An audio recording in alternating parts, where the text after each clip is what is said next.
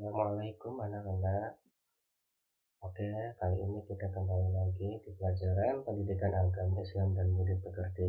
Untuk materi kali ini ialah beriman kepada Rasul Allah.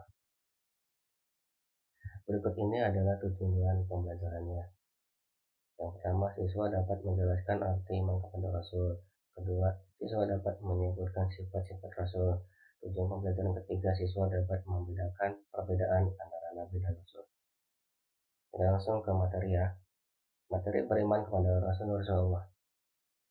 Pengertian iman artinya percaya, sedangkan iman kepada Rasul-Rasul Allah berarti percaya bahwa Allah Subhanahu wa Ta'ala mengutus Rasul-Rasulnya yang sebagai teladan dan contoh bagi manusia.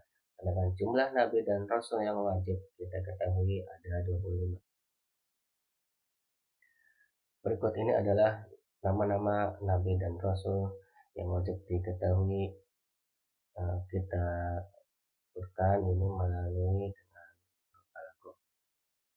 Adam, Idris, Nuh dan Hud, Saleh, Ibrahim dan Lut, Ismail, Ishak, Yakub, Yusuf, Ayub dan Syuaib, Musa, Harun, Zulkifli, Daud, Sulaiman, Ilyasa, Yunus, Zakaria, Yahya, Isa, akhir yang Muhammad.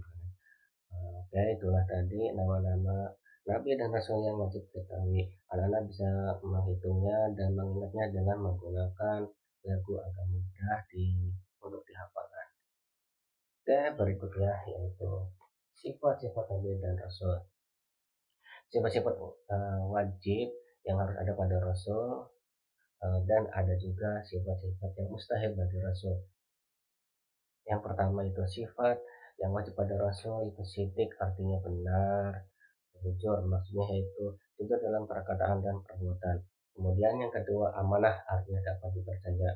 Tentunya seorang Rasul itu harus dapat dipercaya dalam menjalankan tugasnya. Kemudian yang ketiga tabligh artinya menyampaikan. Seorang Rasul tentunya harus menyampaikan wahyu tanpa menyembunyikannya. Kemudian keempat sifatnya sifat wajib yang harus ada pada Rasul adalah cerdas atau patona. Cerdas dalam menyelesaikan masalah. Berikutnya adalah sifat yang mustahil yang ada pada Rasul. Yang pertama adalah hijab artinya berbohong. Jadi seorang Rasul itu mustahil untuk melakukan suatu perbuatan berbohong. Kemudian yang kedua khianat artinya tidak dapat dipercaya. Mustahil bahwa Rasul itu mempunyai sifat yang tidak dapat dipercaya. Kemudian yang ketiga khidmat artinya menyembunyikan.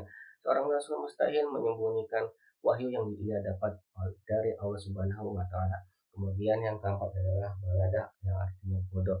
Jadi seorang rasul mustahil mempunyai sifat bodoh karena sifatnya seorang rasul itu adalah yang harus mempunyai kepandaian ataupun kecerdasan. Kemudian berikutnya adalah perbedaan Nabi dan Rasul. Perbedaannya yaitu yang pertama jika Nabi belum tentu Rasul, sedangkan Rasul itu sudah pasti Nabi. Kemudian kedua, Nabi memiliki sifat sidik, amanah, dan patona. Sedangkan Rasul memiliki sifat sidik, amanah, tabligh, dan patona. Jadi di sisi Nabi itu tidak mempunyai tabligh karena tabligh ini khusus untuk Rasul yaitu menyampaikan wahyu dari Allah kepada umat manusia. Kemudian yang ketiga bertugas untuk diri sendiri sebagai nabi, sedangkan Rasul bertugas untuk dirinya sendiri dan umatnya. Kemudian yang keempat perbedaan itu tidak memiliki umat dari sisi nabi, sedangkan untuk Rasul tentunya memiliki umat. Kemudian yang kelima berbeda dengan jumlahnya. Jika nabi dalam satu riwayat itu berjumlah 120.000 atau dalam riwayat lain menyebutkan 124.000. Kemudian jika Rasul dalam suatu riwayat mengatakan bahwa jumlahnya itu 313, sedangkan ada riwayat hadis lain jumlahnya itu 315.